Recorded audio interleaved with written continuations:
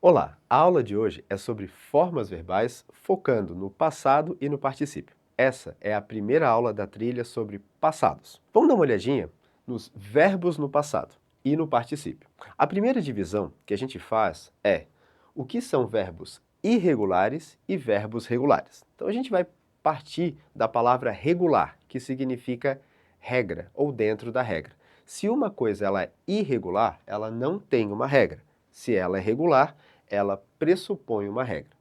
Os verbos regulares, eles nasceram da mistura de palavras que as nações na região do Reino Unido formaram. Então, os verbos irregulares, eles são encontrados em uma lista que você encontra aqui embaixo, logo após assistir a aula.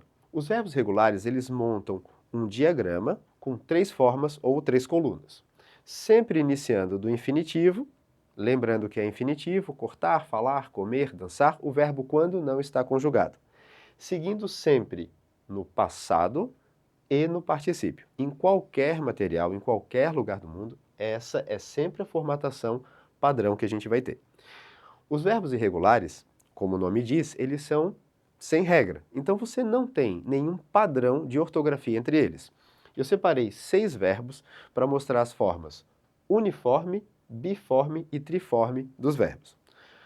Como a gente está falando, o verbo irregular ele não tem regra, ou seja, ele pode aparecer com a mesma ortografia nas 3 formas. Então, to cut, cut e cut, respectivamente, significa cortar, cortei, cortaram, cortamos, cortado.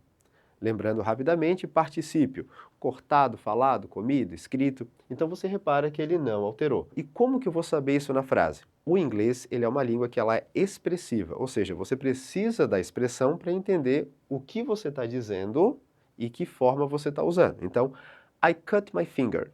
Eu corto meu dedo. I cut my finger yesterday. Eu cortei meu dedo ontem.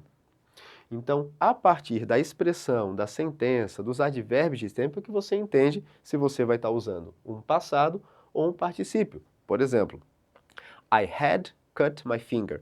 Eu tinha cortado meu dedo. Os verbos uniformes, eles mantêm a sua ortografia como put, put, put. Colocar, coloquei, colocado. Eu posso ter 2 formas de escrita. Então, por exemplo, to come, o verbo vir. No passado, came, veio. E volta para a forma come. Então, vindo. Come, came, come. Repara que no infinitivo se escreve da mesma forma que o particípio. Não é um padrão. Por exemplo, o verbo fight, lutar, fought. Lutei, fought, lutado. Então você tem 2 formas de ortografia. Verbos uniformes, uma forma só.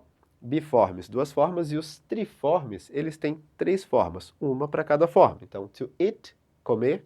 Ate, comi. Eaten, comido. To go, ir. Went, foi. Gone, ido. Então, verbos uniformes, biformes e triformes. Preciso memorizar isso, professor? Precisa. Dica, então, de ouro. Quanto mais eu usar, mais fácil eu vou lembrar. Uma dica que não vale a pena. Preciso decorar essa lista? Muito fácil de você errar decorando essa lista. Mais fácil usar em frases, tentar buscar o uso máximo possível para que você memorize de forma mais prática. Esses são os verbos irregulares. Os verbos regulares, o contrário do irregular, ele segue uma regra. Ele sempre termina com a desinência ed. Então, repara, a regra geral para os verbos regulares, eu coloco ed no final. Peguei o exemplo do walk, walked, talk, talked, e por aí vai.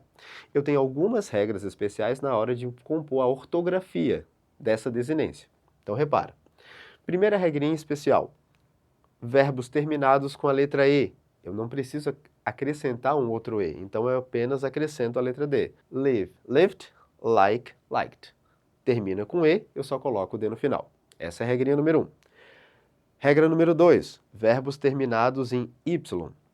Se por acaso eu tiver uma vogal antes do Y, eu simplesmente acrescento a desinência D. Então, stay, o verbo ficar, stayed, ficou, ficado.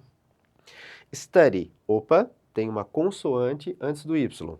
Eu retiro esse Y e coloco IED para fazer o papel dessa vogal aqui. Então, study, studied. Essa é a regrinha número 2. A regra número 3, ela precisa de um entendimento maior fonético. Então, repara, a gente começa com as monossílabas terminadas em consoante, vogal, consoante. O que eu faço? Eu duplico, eu dobro a última letra. Então, repara, stop, stopped. Uma subdivisão dessa regra é quando o meu verbo ele não tem uma sílaba só, ele é polissílabo, e a sílaba tônica termina na última. Então, repara, admit. Opa, consoante, vogal, consoante, a sílaba tônica é a última. O que eu faço? Duplico o T.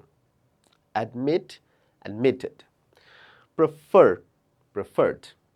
Se o meu verbo ele termina em consoante, vogal, consoante, mas a sílaba tônica não é a última, o caso, por exemplo, de visit, eu simplesmente acrescento o ed. Listen, coloco o ed no final, listened. Então vamos dar uma olhadinha nas regras gerais então. Primeiro, ficar bem atento à lista dos verbos irregulares. Como eu já falei, você encontra aqui embaixo. Memorizar e usar o máximo possível. As regras, a gente parte do princípio, uma dica de ouro valiosa. Se eu for na lista e eu não encontrar o meu verbo na lista, então 99,9999% de chance de o meu verbo ser regular.